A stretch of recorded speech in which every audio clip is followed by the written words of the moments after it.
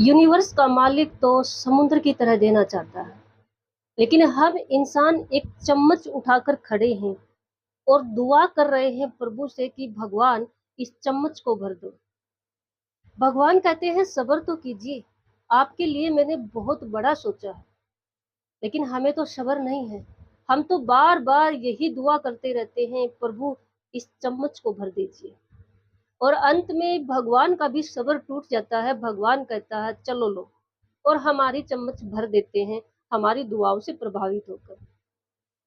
जी जय लोहान चैनल पर मैं आपका स्वागत करती हूँ। एक बार एक राजा अपनी नगरी में घूमने के लिए निकला। राजा ने उस दिन सोचा कि आज मुझे जो भी जरूरतमंद मिलेगा रास्ते में, मैं उसको इतना संतुष्ट कर दूंगा, उसकी जो जरूरत है उसको इतना कंप्लीट कर दूंगा कि वो जीवन भर संतुष्ट रहे। ऐसा सोचकर राजा अपनी निगाहों से, पैनी नजरों से देख रहा था कि ऐसा कोई इंसान जिसको वास्तव में जरूरत है किसी चीज की। तो थोड़ी सी दूर जाने पर उसको क्या दिखाई देता है, एक भिखारी। एक भिखारी आते जाते लोगों से भिक्षा मांग रहा है, लेकिन लोग उसको भिक्षा नहीं दे रहे हैं। कई बार होता है ना ऐसा कि कई बार तो बहुत सारी भिक्षा मिल जाती है भिखारियों को, लेकिन कई बार लोग अपनी जल्दी में होते हैं, किसी का उनकी तरफ ज्यादा ध्यान नहीं होता है। तो उस दिन ऐसा ही हुआ। राजा ने देखा कि भिखारी को कुछ नहीं मिल रहा था। काफी देर से राजा देख रहा था। फिर राजा सोचता चलो आज इस भिखारी को ही संतुष्ट करता हूँ, क्योंकि राजा ने ये बात पहले ही सोच रखी थी। राजा उस भिखारी के पास जाता है और उसको एक तांबे का सिक्का देता है। स्टार्टिंग करता है राजा ऐसे कि इसको इसकी संतुष्टि देखता हूँ कहाँ पर खत्म होती है। तो जैसे ही वो भिखारी उस सिक्के को लेने लगता है, एकदम से सिक्का उछल कर वहां साइड में ही गंदे नाले का पानी था, उसमें जा गिरता है। भिखारी भागकर नाले के पास जाता है और एक लकड़ी का डंडा पड़ा हुआ था, उससे उठाकर उसको निकालने की कोशिश करता है। राजा कहता है अरे कोई बात नहीं, छोड़ो उसको, मैं तुमको दूसरा सिक्का देता हूँ। राजा उसको बुलाता है और एक दूसरा तांबे का सिक्का देता है। जो भिखारी है तांबे का सिक्का लेता है, राजा की जय जयकार करता है और दोबारा से फिर नाले के पास जाता है उस सिक्के को निकालने के लिए। राजा कहता है छोड़ो इसको, चलो मैं तुम्हें एक चांदी का सिक्का देता हूँ। चांदी का सिक्का लेकर फिर से राजा की जय जयकार करता है और फिर उस नाले के पास उस सिक्के को निकालने के लिए चला जाता है।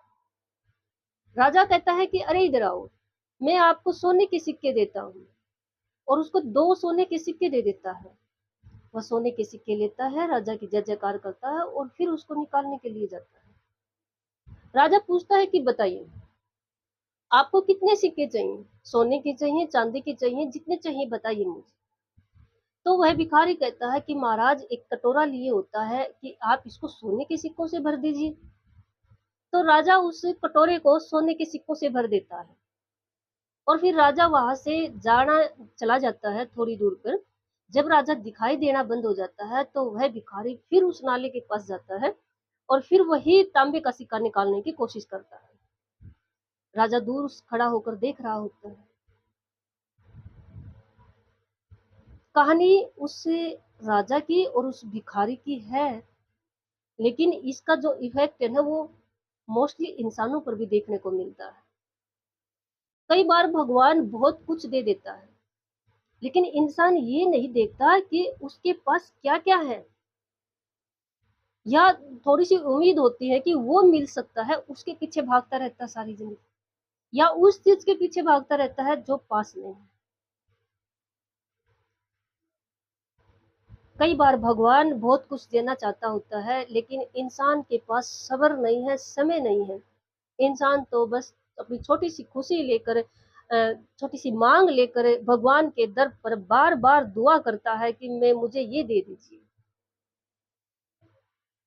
भगवान अगर हिंट भी दे रहा है, संकेत भी दे रहा है कि वेट कीजिए, लेकिन इंसान के पास वेट करने का सब्र नहीं है। होता है कई बार ऐसे।